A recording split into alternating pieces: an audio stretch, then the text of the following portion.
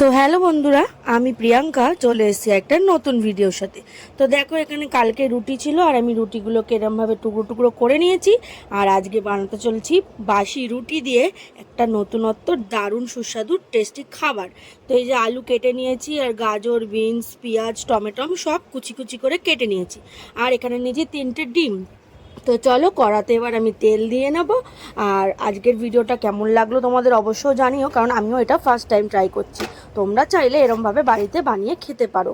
বিশ্বাস করো বন্ধুরা, ভালোই লাগে খেতে। তো এখানে আলুটা আমি ফার্স্টে ভেজে নেব, কারণ আলু ভাজতে পারে জানো একটু টাইম বেশি লাগে। তো ফার্স্টে আমি আলুগুলো দিয়ে নিয়েছি। আলুগুলো আমি এরকম জিরি করে কেটেছি। আর আস্তে আস্তে একটা একটা করে সব ভাজবো। তো দেখতে থাকো ভিডিওটা, সবটাই জানতে পারবে। আর আশা করি তোমাদের ভিডিওটা ভালো লাগবে। তো এখানে গাজরটাও দিয়ে দিলাম। আলুটা ভাজা ভাজা হয়ে যাওয়ার পর গাজর আর বিনসটাও আমি দিয়ে দেবো।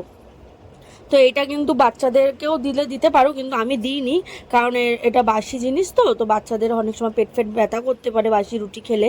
তো এটা আমি আর আমার শাশুড়ি খেয়েছি। তো এই যে এখানে গাজর, বিনস আর আলু, এগুলো আমি এখন ভালো করে একটু ভাজা ভাজা করে নেবো, যতক্ষণ না দেখবো একটু নরম নরম হয়ে এসছে। বুঝতেই পারছো যেরকম ভাজতে হয় আর কি। তো এখানে ভাজাটা হয়ে গেলে এর মধ্যে দিয়ে দেবে স্বাদ অনুসারে নুন, মানে যেরকম যটা রুটি নেবে ততটা অনুসারে যতটা লাগবে আর কি, পরিমাণ মতো নুন। আর আমি এখানে ইউজ করেছি ম্যাগি মশলা। বিশ্বাস করো, আমার এই ম্যাগি মশলাটা খুবই ভালো লাগে। আর সব তরকারিতে দারুণ টেস্টও হয়।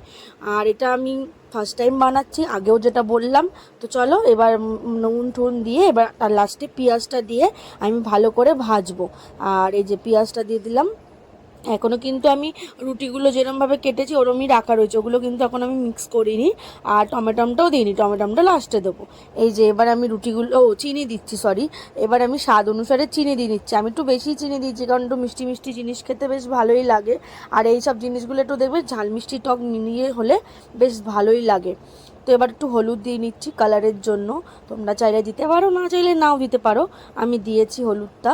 আর এই যে ভালো করে আবার একটু নাড়িয়ে নিচ্ছি।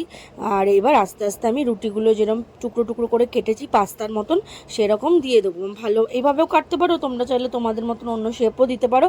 আমি রুটিগুলোকে ঠিক এরমভাবে কেটেছি। তো এবার রুটিটা ভালো করে মিশিয়ে নেব।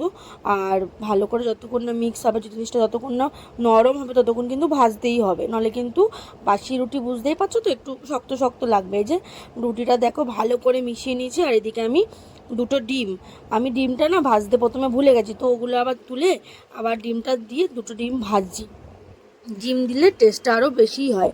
এমনিতেই তো অনেক ভেজিস পড়েছে, তার মধ্যে আবার ডিম, বুঝতেই পারছো কি সুন্দর লাগবে খেতে। আর আমি ফার্স্ট টাইম ট্রাই করছিলাম, ভাবছিলাম কেমন হবে খেতে, আদৌ ভালো হবে কি না। কিন্তু বিশ্বাস করো বন্ধুরা, সস দিয়ে খেতে জাস্ট দারুণ লাগছে।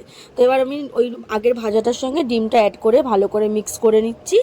আর চটজলদি ঘরোয়া খাবার আর কি, বলতে গেলে ঘরের ওয়েস্টেজ জিনিস দিয়ে বানিয়ে দিলাম এরকম সুন্দর একটা টেস্টি ডিশ। আর দেখো কত সুন্দর লাগছে। ভালো লাগলে অবশ্যই লাইক কমেন্ট করো। সবাই ভালো থেকো, সুস্থ থেকো, টাটা।